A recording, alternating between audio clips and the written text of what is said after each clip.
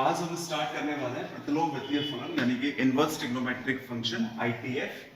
तो बच्चों इस चैप्टर को पढ़ने से पहले हमें 11th क्लास की प्रीवियस नॉलेज होना बहुत जरूरी है, क्योंकि इसमें हम प्रांत, सहप्रांत और परिसर की बात करने वाले हैं। तो प्रांत, सहप्रांत, परिसर की बात करने के लिए आपको 11th क्लास में जो आपने फलन चैप्टर रीड किया है, स्टडी किया है, उसकी नॉलेज होना बहुत जरूरी है। तो स्टार्ट करने से पहले बच्चों मैं आपको बता दूं फलन, इसमें फलन का यूज होने वाला। तो फलन का यूज किस लिए होगा, क्यों होगा, वो सबसे पहले, उसके बाद में इन फलनों का जो हम यूज करेंगे, इनका हम इनवर्स कैसे निकालते हैं, इनका हम प्रतिलोम कैसे निकाल सकते हैं। तो चलिए स्टार्ट करते हैं। तो सबसे पहले फलन की बात कर लेते हैं कि किसी भी फलन का अगर आपको इनवर्स चाहिए तो फलन का एकेकी प्लस आच्छादक होना बहुत जरूरी है। अगर आपका फलन एकेकी और आच्छादक नहीं है तो आपका इनवर्स जो आपका प्रतिलोम है वो एग्जिस्ट नहीं करेगा, उसका कोई अस्तित्व नहीं होगा। सबसे पहले फलन का बच्चों एकेकी और आच्छादक होना बहुत जरूरी है। अगर फलन आपका एकेकी आच्छादक है तो आपका प्रतिलोम अस्तित्व में आएगा। तो सबसे पहले एकेकी क्या होता है और फिर आच्छादक क्या होता है। तो बच्चों एकेकी का मतलब ये है कि आपके पास मान लीजिए ये दो समुच्चय हैं, ये समुच्चय A है, ये समुच्चय B है। अगर यहाँ A B C D ऐसे यहाँ पर 1 2 3 4, तो एकेकी का मतलब ये है कि समुच्चय A के जो अवयव हैं वो समुच्चय B के साथ एक सिंगल लाइन के जरिए अटैच होने चाहिए। इनका जो संबंध है वो एक सिंगल लाइन के जरिए, यानी कि इसके एक एलिमेंट का संबंध इसके एक एलिमेंट के साथ होना चाहिए। तो आप बोलेंगे कि ये जो फलन है ये आपका एकेकी है। ठीक है बच्चों, इसके बाद बात करते हैं आच्छादक क्या होता है। तो आच्छादक के लिए ये बात जरूरी है कि आपका जो सहप्रांत है, जैसे यहाँ A B C D 1 2 3 4, जो आपका सहप्रांत है, बच्चों जो समुच्चय B है आपके पास उसे हम सहप्रांत बोलते हैं। तो जो आपका सहप्रांत है और ये प्रांत है, तो सहप्रांत में कोई भी अवयव आपका खाली नहीं होना चाहिए। जैसे B 3 के साथ कनेक्ट हो, D 4 के साथ कनेक्ट हो, C 1 के साथ कनेक्ट हो, A इसके साथ कनेक्ट हो, तो हम बोल सकते हैं यह सहप्रांत जो है ये परिसर के बराबर है। सहप्रांत अगर आपका परिसर के बराबर आता है, सहप्रांत अगर परिसर के बराबर है तो आपका फलन आच्छादक हो जाएगा, और आच्छादक हो जाएगा प्लस एकेकी हो जाएगा। तो बच्चों उस फलन का प्रतिलोम अस्तित्व में होगा। अगर फलन एकेकी और आच्छादक नहीं है तो उसका प्रतिलोम अस्तित्व में नहीं आएगा। तो बच्चों ये थोड़ी सी फलन की बात हुई। इसके बाद बात करते हैं कि इसका यूज यहाँ क्यों है। तो बच्चों इसके बाद हम देखेंगे कि हमने फलन का यूज क्यों किया, फलन क्यों बताया। क्योंकि फलन जैसे हम अब तक जो पढ़ के आए, sine theta, cos theta, tan theta, cot theta, sec theta and cosec theta, मतलब ये सारे जो फलन हैं, जैसे मैं साइन थीटा की बात करूं और कॉस थीटा की बात करूं, तो इनका जो प्रांत है, इनका प्रांत होता है बच्चों r। ठीक है, प्रांत अगर r है और इनका जो परिसर है वो होता है -1 से। इनका परिसर हमेशा -1 से 1 होता है और प्रांत होता है r। तो बच्चों इस प्रांत r में साइन थीटा और कॉस थीटा जो है आपके पास, ये बहुएकी होते हैं। बहुएकी का मतलब है कि एकेकी नहीं होते और अंतरछेपी होते हैं। बहुएकी प्लस अंतरछेपी। अगर मैं यहाँ r की बात करता हूँ, यहाँ अगर r की बात हो रही है तो अंतरछेपी होंगे। अगर यहाँ मैं बात कर देता हूँ -1 से 1 की, तो ये आच्छादक हो जाएगा, इसमें ये आच्छादक होगा। ठीक है बच्चों, तो यहाँ बात कर रहे हैं हम लोग कि साइन थीटा और कॉस थीटा का जो प्रांत और परिसर है, अगर प्रांत r है, परिसर भी r है, तो आपके पास फलन बहुएकी और अंतरछेपी होगा। और अगर आपके पास प्रांत तो r है, अगर परिसर -1 से 1 है, तो ये बहुएकी प्लस आच्छादक होगा। तो बच्चों अगर ये फलन इस प्रांत में बहुएकी और आच्छादक है या बहुएकी प्लस अंतरछेपी है, तो हम कैसे बोल सकते हैं कि इनका प्रतिलोम अस्तित्व में आएगा। क्योंकि मैंने अभी बस बताया कि अगर आपको प्रतिलोम चाहिए तो फलन एकेकी प्लस आच्छादक होना बहुत जरूरी है। अगर फलन एकेकी और आच्छादक नहीं है तो आपके पास इनवर्स एग्जिस्ट ही नहीं करेगा, यानी कि प्रतिलोम इसका बनेगा ही नहीं। तो बच्चों अगर ये फलन आपके पास बहुरेखी और अंतरछेपी है तो इसका इनवर्स एग्जिस्ट नहीं करेगा, यानी कि इसका प्रतिलोम नहीं होगा। और प्रतिलोम नहीं होगा तो बच्चों इनवर्स ट्रिग्नोमेट्री क्यों पढ़ रहे हैं, यानी हम ये प्रतिलोम वृत्तीय फलन पढ़ क्यों रहे हैं अगर ये बहुरेखी और अंतरछेपी है तो बच्चों क्या किया जाएगा, किया ये जाएगा कि इसका जो प्रांत है उसे हम थोड़ा सा छोटा करेंगे। छोटा कैसे, देखिए मैं आपको थोड़ा सा ये ग्राफ के जरिए बताऊंगा। यहाँ जैसे मैं साइन थीटा की बात कर देता हूँ तो ये आपके पास ये है इधर और इस तरफ वैसे कितने बात कर रहा हूँ, ये 0 है, ये π/2 हो गया, ये पाई, ठीक है, और इधर चलते हैं तो ये -π/2 हो गया और इधर ये पाई, ठीक है। तो यहाँ इसकी हम बात कर लेते हैं।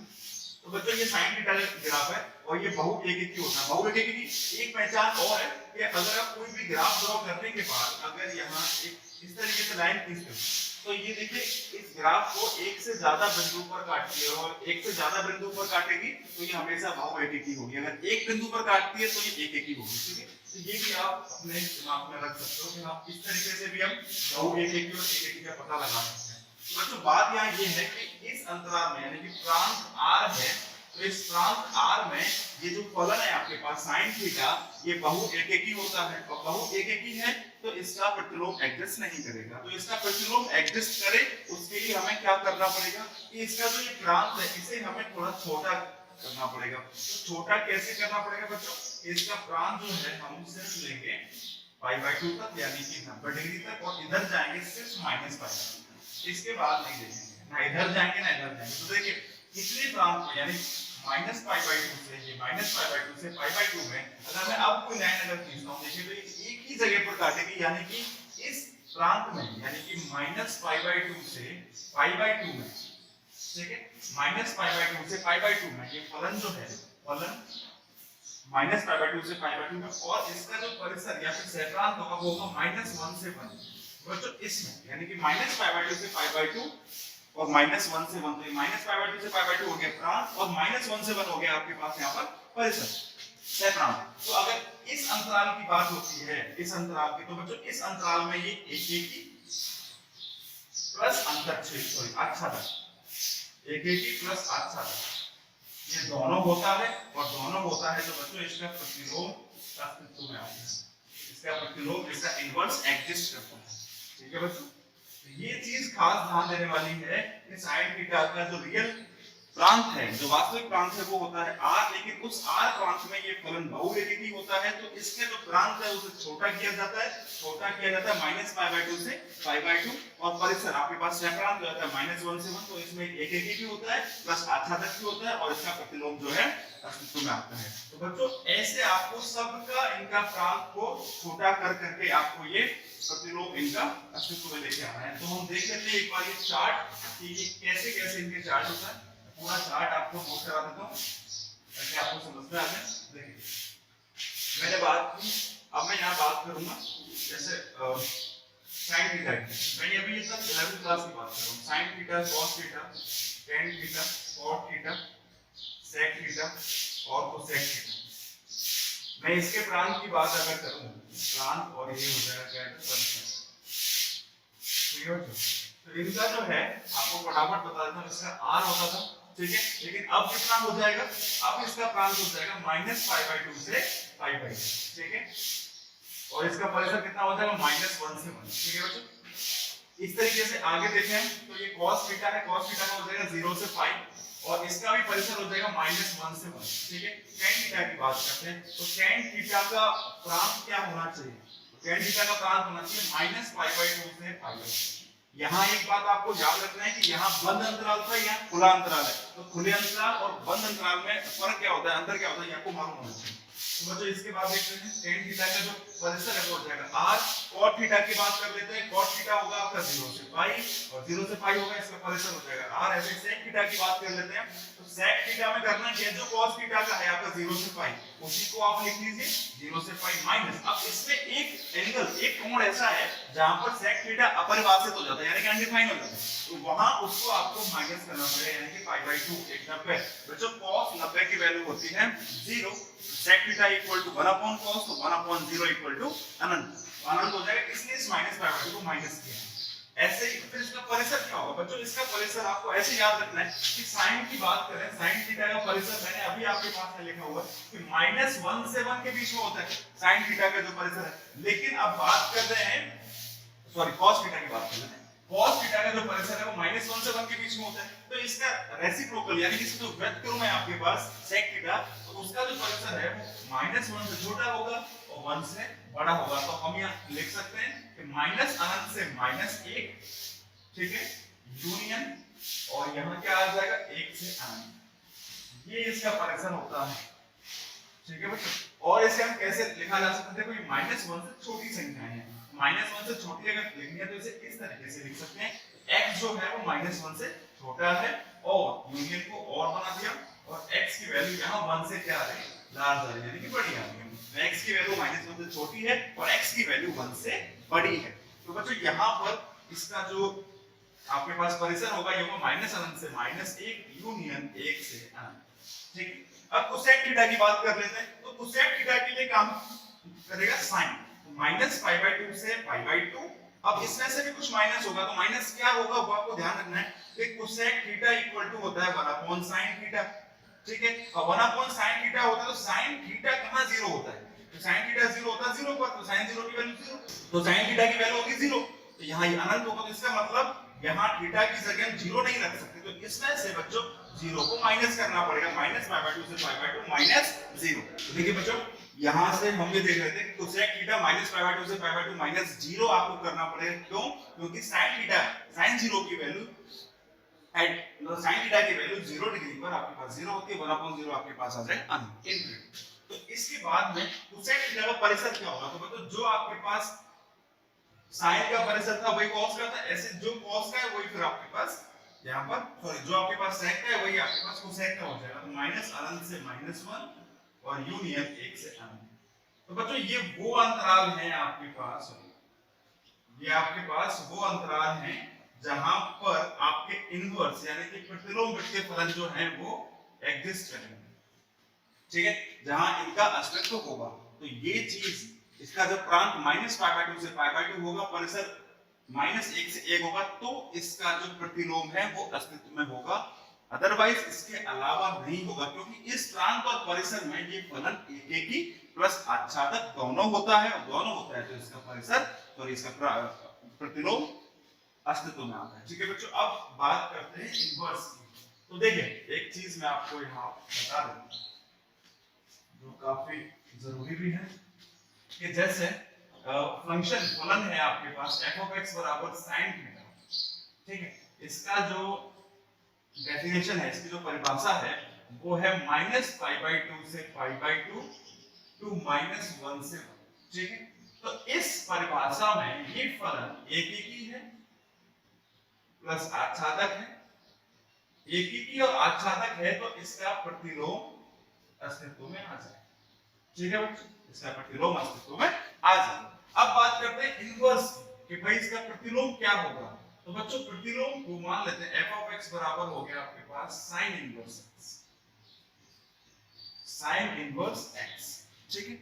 कैसे निकाला सर, ऐसे निकाला कि y बराबर होता है sin x, जिस तरीके से हम करते हैं y बराबर होता है sin x, तो इसको हम मान लेते हैं f(x) भी मान लेते हैं, ठीक है, y equal to sin x, ठीक है, f(x) equal to sin x। अब यहां से आपको निकालना क्या है कि सर अगर y equal to sin inverse x हो तो उसको भी बेटा हम फलन ही मानेंगे कि वो भी एक फलन ही है, ठीक है। तो इसका इनवर्स क्या होगा, तो उस इनवर्स का जो परिभाषा है वो सिर्फ इतना चेंज होना है कि इसका जो प्रांत था वो इसका बन जाएगा परिसर, -π/2 से π/2, और जो इसका परिसर था वो इसका बन जाएगा फलन, ठीक है बच्चों। तो इसकी जो परिभाषा है वो हो जाएगी आपके पास परिभाषा -1 से 1 टू -π/2 से π/2, यानी कि जो प्रांत था वो परिसर बन गया, जो परिसर था वो इस फलन, इस इनवर्स फलन का प्रांत बन गया, ठीक है।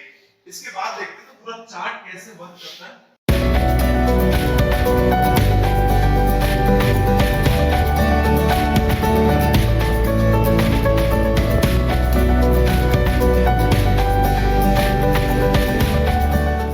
अब ये जानना इसलिए जरूरी था बताने के लिए तो सिंपल सा ये चार्ट भी बनाया जा सकता था स्टार्टिंग में, पर आपको मालूम नहीं चलता, अगर कोई पूछ लेता कि भाई ये इसका तो इनवर्स एग्जिस्ट करता है ही नहीं है, तो आपने कैसे निकाला?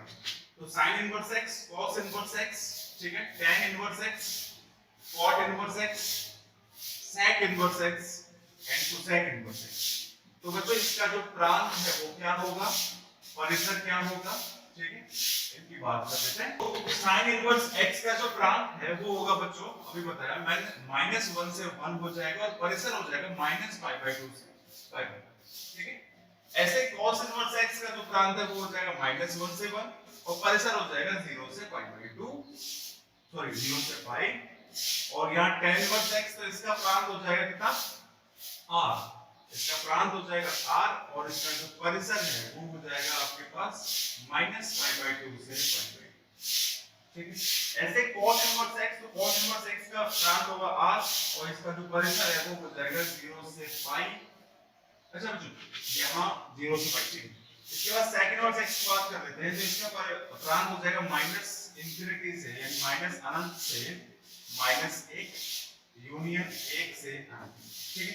और इसका जो आपके पास परिसर है वो हो जाएगा, sec इनवर्स की बात करें तो cos को याद कीजिए, जो cos का परिसर है उसमें से सिर्फ क्या करना है, -π/2 को आपको बाहर निकालना। ऐसे cosec इनवर्स की, इसका भी सेम हो जाएगा और यूनियन 1 से 1 से अनंत, और ये हो जाएगा आपके पास यहाँ -π/2 से π/2 और माइनस, ठीक है बच्चों। तो ये वो चार्ट है जहां आपका इनवर्स ट्रिग्नोमेट्रिक फंक्शन यानी प्रतिलोम वित्तीय फलन काम करेगा। पूरा ये चार्ट ये आपको याद होना चाहिए कि sin इनवर्स x का प्रांत -1 से 1 होता है, परिसर ये होता है, ऐसे cos इनवर्स x का ये है, इसका ये होता है। ये चार्ट आपके दिमाग को होना चाहिए। अब बच्चों इसके बाद हम बात करते हैं कि हमने ये देख लिया कि हाँ sin इनवर्स x एग्जिस्ट कर रहा है, कब एग्जिस्ट कर रहा है, प्रांत क्या है, परिसर क्या है, सारी चीज देखिए।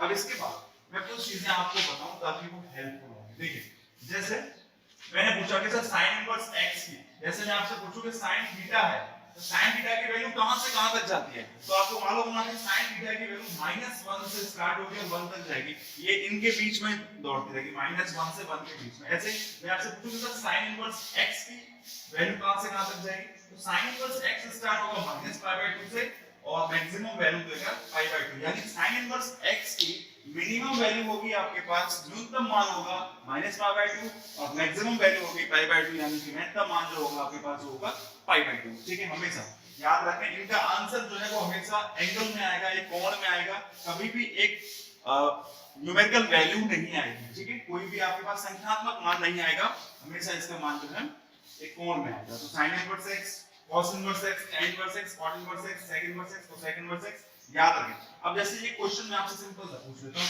कि sin inverse x equal to, आपको मैंने बोला 1/2, तो आपको कैसे इसका आंसर निकालोगे, सिंपल सोचना है कि सर sin की टेबल में sin इनवर्स x है ना, तो sin की टेबल में ये 1/2 किस एंगल पर होता है, किस कोण पर होता है, तो आपको सिंपल सा बताना है कि सर sin की टेबल में ये 30 डिग्री पे होता है, 30 डिग्री पे होता है, इसका मान 1/2 होता है। तो आपको सिंपल x का मान मिल जाएगा बच्चों 30 डिग्री यानी π/6।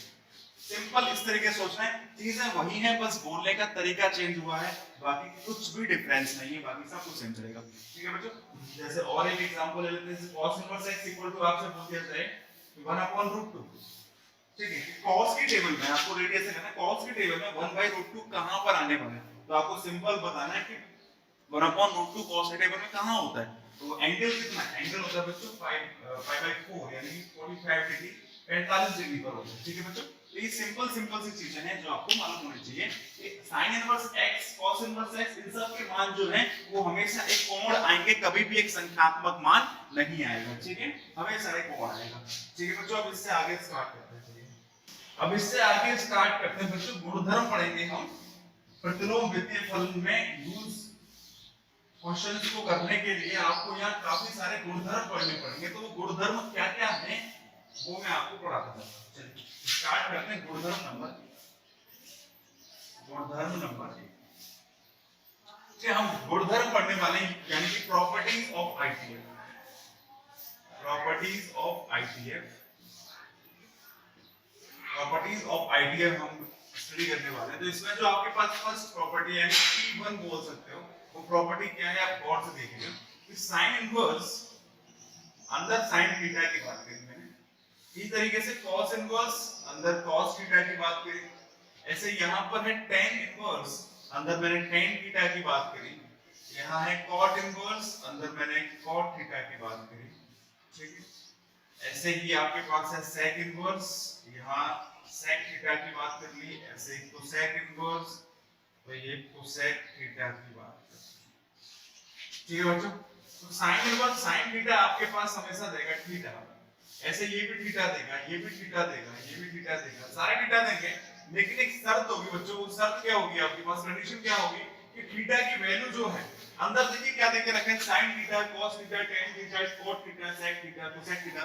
तो अभी जो चार्ट बनाया वो आपको ध्यान रखना है कि sin theta, sin inverse sin theta, इसको बच्चों इनवर्स आपको रीड करना है, sin inverse sin theta, cos inverse cos theta, tan inverse tan theta, cot inverse cot theta, sec inverse sec theta, cosec inverse cosec theta.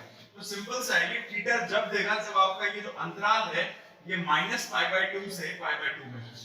यानी कहने का मतलब क्या है कि सर sin इनवर्स sin अगर यहाँ आ गया जैसे π/3, ठीक है, ये थीटा का मान मैंने यहाँ ले लिया π/3 यानी कि 60 डिग्री। अब आपको पता है कि ये 60 डिग्री जो है ये -90 से +90 के बीच में आता है, अगर आता है तो ये आपको आंसर दे देगा π/3, अगर नहीं आता तो ये आंसर जैसे मैं आपको बात करूं sin इनवर्स sin 7π/3, ठीक है, अभी 7π/3, ठीक है, 7π/3 हो गया 60 और इनटू 7, ठीक है बच्चों। तो ये जो है आपके पास 7π/3 डज नॉट बिलोंग्स टू, इसका संबंध जो है ये इस अंतराल में नहीं होगा, यानी -π/2 से π/2 में। तो बच्चों ये 7π/3 जो है इस अंतराल में नहीं होगा, इस अंतराल में नहीं होगा तो ये बराबर 7π/3 के बाहर नहीं आएगा। तो इस अंतराल में इस कोण का होना बहुत जरूरी है, ये कोण इस अंतराल में होगा तभी आपके पास π/3 या जो भी एंगल होगा वो बाहर आएगा। तो ये प्रॉपर्टी यही बोलती है। तो बच्चों किसका कोण कौन सा अंतराल है वो हम देख लेते हैं एक बार, उसके बाद बात करेंगे। जैसे थीटा, थीटा बिलोंग्स टू यहाँ कितना हो जाएगा, ये हो जाएगा 0 से पाई, ठीक है। ऐसे यहाँ थीटा का हो जाएगा tan इनवर्स tan थीटा है तो थीटा हो जाएगा यहाँ पर -π/2 से π/2, ठीक है, ये खुला अंतर है, ठीक है। इसके बाद में cot इनवर्स cot की बात कर लेते हैं, तो थीटा बिलोंग्स टू होगा 0 से पाई। ऐसे ही sec इनवर्स x की, तो ये हो जाएगा आपके पास 0 से पाई -π/2, और यहाँ थीटा बिलोंग्स टू ये हो जाएगा -π/2 से π/2 और माइनस, ठीक है बच्चों। तो ये प्रॉपर्टी 1 थी जो आपके पास बोल रही है sin इनवर्स sin थीटा बराबर थीटा होगा, लेकिन कब होगा जब थीटा का मान -π/2 से π/2 में होगा। अगर इस अंतराल में अगर ये थीटा होगा तभी ये आपके पास थीटा, ये जो कोण है, ये जो एंगल है ये बाहर आएगा, ठीक है, अदरवाइज ये बाहर नहीं आएगा। अगर ये कोण इस अंतराल में नहीं होगा, ये -90 से +90 का अंतराल है, आपके पास कोण आ जाए 120 डिग्री यानी 2π/3, यहाँ अगर 120 डिग्री आ जाए तो बच्चों बाहर 120 डिग्री नहीं आएगा क्योंकि ये इस अंतराल में नहीं है, ठीक है। ऐसे cos इनवर्स की बात कर लेते हैं, तो cos इनवर्स cos थीटा में भी थीटा तक बाहर आएगा जब इसका अंतराल 0 से पाई होगा, यानी 0 से 180 के बीच में होगा, तभी आपके पास cos इनवर्स और ये cos थीटा यहाँ से ये एंगल बाहर आएगा, ठीक है। जैसे tan इनवर्स tan थीटा की बात कर लेते हैं, तो यहाँ से थीटा जब बाहर आएगा जब आपके पास -π/2 से π/2 में होगा, ठीक है, -90 से +90। याद रखना बच्चों यहाँ खुला अंतराल है, यहाँ बंद अंतराल था, ठीक है। तो इस तरीके से ये आपको प्रॉपर्टी नंबर 1 जो है वो सॉल्व करनी है। जैसे एक एग्जांपल में एक क्वेश्चन और देता हूं आपके पास, sin इनवर्स, sin का नहीं लेते हम, cot भी ले लेते हैं, cot का ले लेते हैं, जैसे cot इनवर्स cot, और आपके पास मैं यहाँ दे देता हूं कितना डिग्री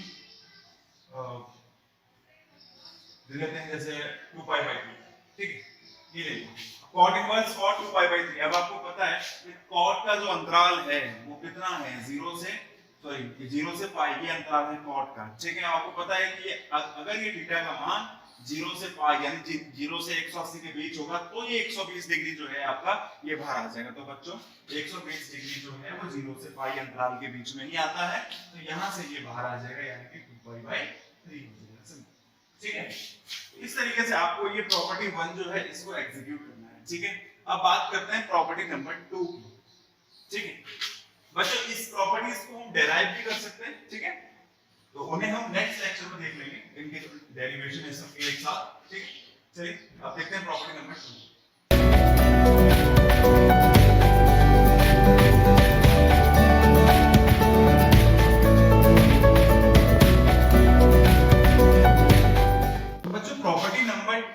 बोलती है वो देखिए P2 ये बोल रही है कि अब उल्टा कर दो, जैसे पहले साइन इनवर्स बाहर था, अब साइन को बाहर ले लो और साइन इनवर्स को अंदर कर दो, ठीक है।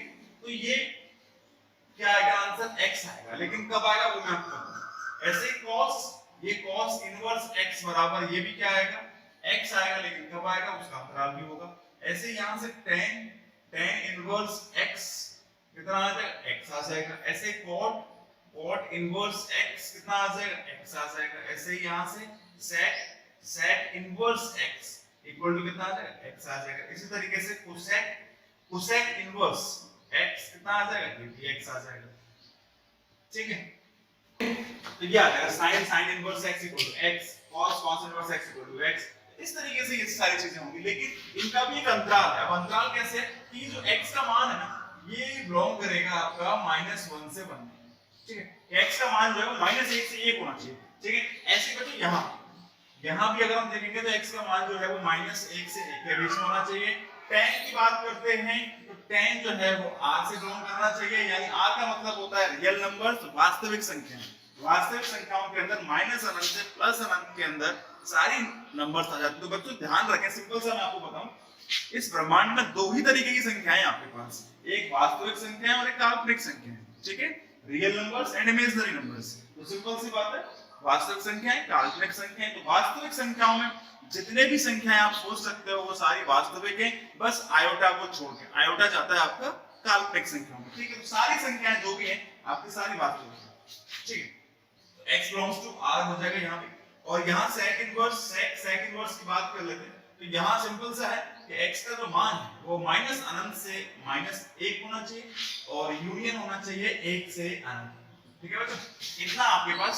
ऐसे यहाँ भी सेम कहानी, -अनंत से -1 और यूनियन 1 से अनंत, ठीक है बच्चों। अब ये प्रॉपर्टी नंबर 2 है। अब देखो बच्चों, इससे पहले जो प्रॉपर्टी हमने पढ़ी थी उसमें आपको इंटरवल बहुत काम का। वहां अगर आप इंटरवल भूल गए तो कहानी खराब हो जाएगी। यहाँ आप इंटरवल भूल जाते हो तो आपकी कहानी खराब नहीं होगी। क्यों नहीं होगी? उसका रीजन है कि यहाँ आपके पास जो बोर्ड में जो क्वेश्चंस आएंगे वो इस इंटरवल में ही होंगे। यहाँ जो x की वैल्यू है इस अंतराल में ही होगी पहले से। आपको देखने की जरूरत नहीं पड़ेगी, चेक करने की जरूरत नहीं पड़ेगी। आपके जो बोर्ड में सवाल आएंगे वो सारे इस अंतराल से ही संबंधित होंगे सारे के सारे, ठीक है। तो आपको टेंशन लेने की जरूरत नहीं है। अब जैसे मैं आपसे पूछता हूं कि साइन और साइन इनवर्स, जैसे आपसे पूछा जाए कि 7/8 ये साइन इनवर्स 7/8, ठीक है। अब देखो इसको कंपेयर करो, किसी प्रॉपर्टी ये लगी, साइन देखो साइन बाहर है, साइन इनवर्स अंदर है, ठीक है। अब 7/8 का मतलब है कि 1 से छोटा मान होगा। अब देखो 1 से छोटा मान इस अंतराल में आता है, ठीक है। 1 से छोटा मान भाई कि -1 से 1 है, -1 यहाँ या 0 भी होगा बीच में, ये 1 है तो ये कहानी इसके बीच में दौड़ेगी इस तरीके से, ठीक है। तो ये जो मान है 7/8 जो है वो 1 से छोटा होता है, ठीक है। तो ये सीधा सा आंसर दे देगा आपके पास 7/8, ठीक है। सिंपल सा, ठीक है। अब जैसे आपको आ जाए यहाँ कि साइन ये उल्टा करते हैं, साइन इनवर्स और ये 8/7 करते हैं। अब आपको पता है 8/7 जो है ये 1 से बड़ा है, तो 1 से बड़ा तो हमारा ये अंतराल है ही नहीं ना। हमारे अंतराल में सारी वैल्यू तो छोटी है, या तो 1 हो या इससे छोटी हो। तो यहाँ ये 8/7 जो 1 से बड़ा हो जाएगा और 1 से बड़ा हो जाएगा, तो बच्चों ये कभी भी आपके पास बराबर में 8/7 नहीं देगा, बस, ठीक है। इतनी चीज आपको समझनी है, ठीक है। इसी तरीके से cos की बात कर लेंगे, cos इनवर्स x क्या है। इस तरीके से tan की बात कर लेंगे। इनके ऊपर क्वेश्चंस और कैसे होंगे वो हम देखेंगे, ठीक है। तो sin इनवर्स 7/8, तो आपको ये याद क्या रखना है कि ये प्रॉपर्टी बाहर क्या दे रही है, sin है, sin inverse x equal to x आना चाहिए, cos inverse x equal to x आना चाहिए। या आप सिंपल भाषा में ये भी बोल सकते हो कि tan से tan इनवर्स कैंसिल हो जाता है। पर ऐसा बोलना नहीं चाहिए कि ऐसा होता नहीं, कैंसिल नहीं होता। इस अंतराल में होगा तब ये आपस में इक्वल टू आपको x देंगे, ठीक है। तो ये रही प्रॉपर्टी नंबर 2। अब इसके बाद बात करते हैं प्रॉपर्टी नंबर 3। ये क्वेश्चंस क्या होंगे वो अपन देखेंगे सारे, क्योंकि इसके ऊपर तकरीबन 7 से 8 लेक्चर आएंगे आपके, ठीक है। और 7 से 8 लेक्चर में आपको ये कंफर्म हो जाएगा, ठीक है। आपका मार्क्स बहुत इजी चैप्टर है, बहुत इजी। बस थोड़ी सी चीजें स्टार्टिंग की जो मैंने चार्ट आपको पढ़ाई थी वही एक मतलब इसका स्तंभ, अगर वो आपको चार्ट पूरा एकदम माइंड में हो गया ना तो आपकी सारे क्वेश्चंस बन गए।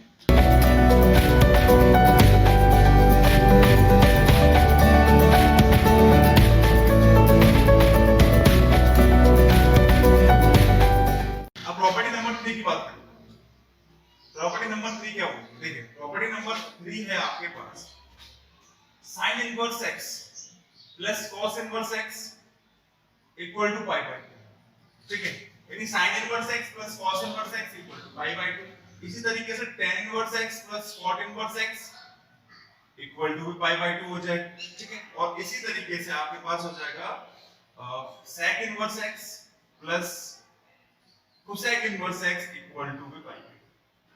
मतलब यहाँ ये सारी चीज, अब यहाँ भी अंतराल काम करता है, मैं आपको बताऊं, यहाँ भी आपका जो अंतराल है वो काम करता है, पर वो अंतराल आपका कोई काम नहीं है। आपको सिंपल सा देखना क्या है, कहीं भी आपको देखो यहाँ एक तो पहली चीज ये ध्यान रखनी है कि ये जो एंगल है ये समान होना चाहिए, सेम होना चाहिए, एक जैसे होने चाहिए। जैसे मैं आपसे बात करूंगा साइन इनवर्स आपके पास आया है 2 थीटा और यहाँ मैंने बोला cos इनवर्स 3 थीटा, तो आप ऐसा नहीं कर सकते sin inverse 2 theta plus cos inverse 3 theta equal to pi by 2, आप इसे पाई बाय 2 नहीं लिख सकते। तो इसके लिए जरूरी है कि दोनों एंगल समान होना चाहिए, यानी कि 2 थीटा है तो ये भी 2 थीटा होना चाहिए, तभी आपके पास ये क्या आएगा पाई बाय 2 आ जाएगा, समझे? तो ये तब आपके पास पाई बाय 2 आएगा। तो सिंपल सी प्रॉपर्टी है ये बच्चों, इसमें कुछ इतना है नहीं, ये आपको याद रखना है कि sin inverse x plus cos inverse x equal to pi by 2 होता है। इसी तरीके से tan inverse x plus cot inverse x equal to pi by 2 होता है। इसी तरीके से sec inverse x plus cosec inverse x equal to भी क्या होता है पाई बाय 2 होता है, ठीक है। इसमें ज्यादा और कुछ होता नहीं। जैसे एक क्वेश्चन अपन देख लेते हैं, जैसे cot, तो अंदर आ गया आपके पास sin इनवर्स 1/2, ठीक है, sin inverse 1/2 plus cos inverse 1/2, ठीक है, ये आ गया cot आ गया अंदर, sin इनवर्स 1/2 cos इनवर्स 1/2। मैंने बताया है कि यहाँ जो है ये सिंपल सा क्या होंगे, दोनों की दोनों क्या सेम है। अगर ये दोनों सेम है तो इसकी जो वैल्यू है डायरेक्टली आप यहाँ पाई बाय 2 लिख सकते हैं, ठीक है, पाई बाय 2 लिखोगे। और cos 90 की वैल्यू कितनी, cot 90 की वैल्यू कितनी होती है 0, ठीक है। तो आपके पास सिंपल सा सॉल्व हो गया। अदरवाइज आप क्या करते, sin इनवर्स 1/2 यानी कि 1/2 sin की टेबल में कहां होता है वो देखते, ऐसे cos की टेबल में 1/2 कहां होता है वो देखते, दोनों को जोड़ते तो ये होता है 30 डिग्री पर, ये होता है 60 डिग्री पर, 30 प्लस 60 में 90 होता, तब भी आंसर आपके पास 0 ही आता, ठीक है बच्चों। इस तरीके के क्वेश्चंस आपको इस प्रॉपर्टी के जरिए देखने होते हैं। अब बात करते हैं प्रॉपर्टी नंबर 4। देखिए P4 क्या है, P4 समझिए, तीन प्रॉपर्टी हो गई, अब फोर्थ प्रॉपर्टी है क्या आपके पास sin inverse 1/x equal to होता है cosec इनवर्स x, ठीक है बच्चों, sin inverse 1/x equal to cosec inverse. इसी तरीके से cos inverse 1/x equal to होता है sec इनवर्स x, ठीक है। इसके बाद में tan inverse 1/x equal to होता है cot इनवर्स x। तो बच्चों sin inverse 1/x equal to होता है cosec इनवर्स x, इस तरीके से cos inverse 1/x equal to होता है sec इनवर्स x, और tan inverse x equal to होता है cot। इसको हम कन्वर्जन प्रॉपर्टी बोलते हैं, क्योंकि इससे हम sin इनवर्स से cos इनवर्स में कन्वर्ट हो सकते हैं। ऐसे cos इनवर्स से sec में, अब जैसे मैं आपको बोलूं कि एक क्वेश्चन है सेम है, जैसे यही सवाल एक cot आया था, sin इनवर्स 1/2 और यहां मैंने क्या लिखा हुआ है sec लिखा हुआ है, sec इनवर्स 2 लिखा हुआ है। ये क्वेश्चन है। अब मैं पूछूं फाइंड द वैल्यू, आपको इस क्वेश्चन का इसको सॉल्व करना है, इसको हल करना है। तो सिंपल सा है, देखिए cot लिखा है, कुछ नहीं कर सकते, ठीक है, cot लिखा रहने देंगे, sin इनवर्स 1/2 ठीक है, लिखा रहने दो। अब एक बात सोच के देखो, ये sec इनवर्स लिखा हुआ है, sec इनवर्स 2, तो क्या sec इनवर्स 2 को क्या लिखा जा सकता है cos इनवर्स 1/2 sec, देखो यहां से इस प्रॉपर्टी के जरिए इसको हम sec इनवर्स 2 है तो इसको लिख सकते हैं cos इनवर्स 1/2 लिखा जा सकता है। अगर इस sec इनवर्स 2 को cos इनवर्स 1/2 लिख सकते हैं, यहाँ cos इनवर्स 1/2 आएगा। बच्चों इससे पहले हम देख चुके हैं, इसका मान कितना पाई बाय 2 और पाई बाय 2 आ जाएगा, तो ये कितना हो जाएगा cot, और cot 90 की वैल्यू कितनी 0 डिग्री, 0, ठीक है।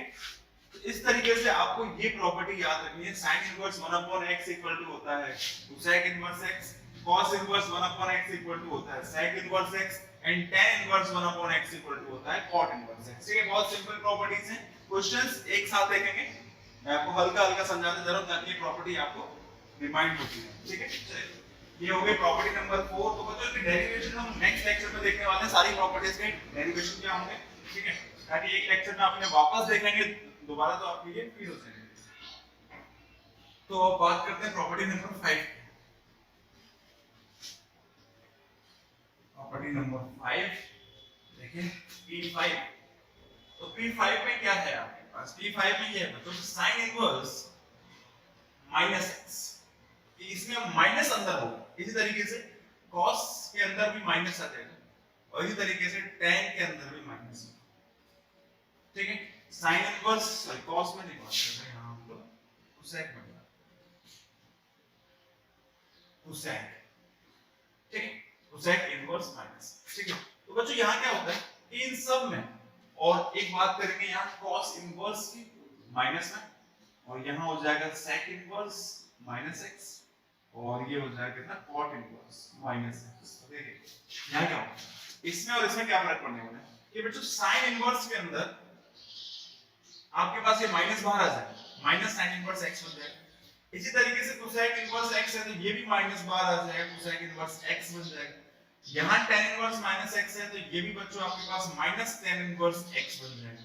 ठीक है, आप याद रखें sin cosec और tan, sin cosec और tan में यहां से आपको ये माइनस बाहर आ जाएगा, लेकिन यहाँ कहानी अलग होगी। यहाँ क्या होगा बच्चों, ये पाई माइनस होगा, पाई माइनस cos इनवर्स x। इसी तरीके से यहाँ भी pi minus sec inverse x, इसी तरीके से यहाँ भी pi minus cot inverse x। यहाँ कहानी थोड़ी सी डिफरेंट है बच्चों, cos sec और cot के अंदर, और यहाँ पर है sin cosec और tan इनवर्स। तो यहाँ अलग कहानी है, यहाँ माइनस बाहर आ जाता है और यहाँ पाई माइनस हो जाता है। जैसे समझ लें, जैसे मैं आपको बोलता हूँ sin इनवर्स -1/2 की वैल्यू कितनी होती है? ठीक है, sin इनवर्स -1/2 की वैल्यू कैसी होती है, कितनी होती है? बच्चों करना क्या है आपको, आपको ये देखना है सिंपल सा यहां से कि ये इसको हम कैसे लिख सकते हैं। इसको लिखा जा सकता है sin इसके तरीके से sin इनवर्स -x, तो यहां से माइनस बाहर निकाल लो, इसको आप sin इनवर्स 1/2 लिख सकते हो, समझे? और इसको आप ऐसा लिख सकते हो तो आपको पता है कि ये कहां होता है, ये 30 डिग्री पर होता है, तो ये -5x इसका आंसर आ जाएगा। ठीक है बच्चों, अगर आपको जैसे नेक्स्ट करना है cos का, जैसे cos इनवर्स में बोलता है कि -1/2 लिखा है, तो सर क्या आंसर होगा?